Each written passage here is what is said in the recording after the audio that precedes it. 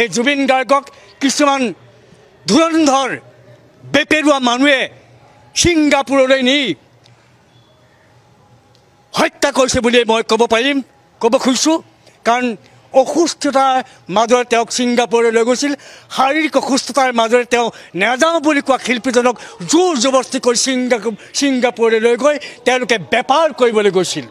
আৰু সেই বেপাৰীসকলে তেওঁলোকৰ জুবিন গাৰ্গৰ প্ৰতি যিটো দায়িত্ব, যিটো কৰ্তব্য আছিলে, সেই দায়িত্ব কৰ্তব্যক অৱহেলা কৰি তেওঁলোকে খালী টকা ঘটাৰ মুনাফা লৈ পেলাই নৰ্থ ইষ্ট ফেষ্টিভেল পাতিলে। আৰু এই নৰ্থ ইষ্ট ফেষ্টিভেল মোৰ মতে এটা ডাঙৰ গেং আছে। এই গেংটোৱে নৰ্থ ইষ্ট ফেষ্টিভেল পাতিবলৈ যায় অকল এনজয়মেণ্টৰ কাৰণে, এণ্টাৰটেইনমেণ্টৰ কাৰণে, নিজৰ সুবিধা ল'বৰ কাৰণে। জুবিন গাৰ্গৰ কাণ্ডত বন্দুকৰ গুলি ফুটাই তেওঁলোকে টকা ঘটাৰ এক আহিলা কৰি লৈছিল জুবিন গাৰ্গক।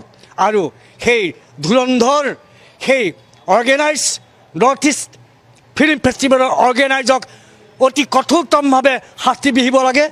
আৰু এই জুবিন গাৰ্গৰ যিজন মেনেজাৰ সিদ্ধাৰ্থ শৰ্মা, লগতে তেখেতৰ শব্দযন্ত্ৰী শেখৰজ্যোতি গোস্বামী, তেওঁলোকেও জুবিন গাৰ্গৰ টকা পইচা আত্মসাৎ কৰিবৰ কাৰণে আজি বহু বছৰ ধৰি তেওঁক সেই জুবিন গাৰ্গক এটা চিকাৰ হিচাপে লৈছিলে, এটা অস্ত্ৰ হিচাপে লৈ পেলাই তেওঁলোকে টকা ঘটিছিলে। মই এইখিনিতে কওঁ, আপোনালোকৰ মাজেৰে কওঁ, কেন্দ্ৰীয় চৰকাৰক মই এটাই অনুৰোধ কৰিছোঁ, অসমৰ ৰাইজে প্ৰমাণ কৰি দিলে সংগীতক সংস্কৃতিক কিমান ভাল পায়। অসমৰ ৰাইজে প্ৰমাণ কৰিলে।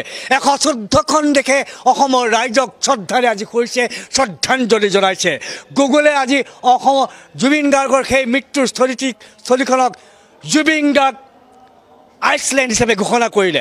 তাৰোপৰি জুবিন গাৰ্গক ঘোষণা কৰিলে এইটো হামিং কিং হিচাপে। ইয়াত কেইজনৰ আৰু খুব ভাগ্যৰ কথা আছে। সেইকাৰণে মই কেন্দ্ৰীয় চৰকাৰক বিনম্ৰ অনুৰোধ জনাইছোঁ, অসমক শ্ৰেষ্ঠ সংগীত অনুৰাগী ৰাজ্য হিচাপে ঘোষণা কৰক। অসমখনক শ্ৰেষ্ঠ সংগীত অনুৰাগী হিচাপে কেন্দ্ৰীয় চৰকাৰে অসমক ঘোষণা কৰক।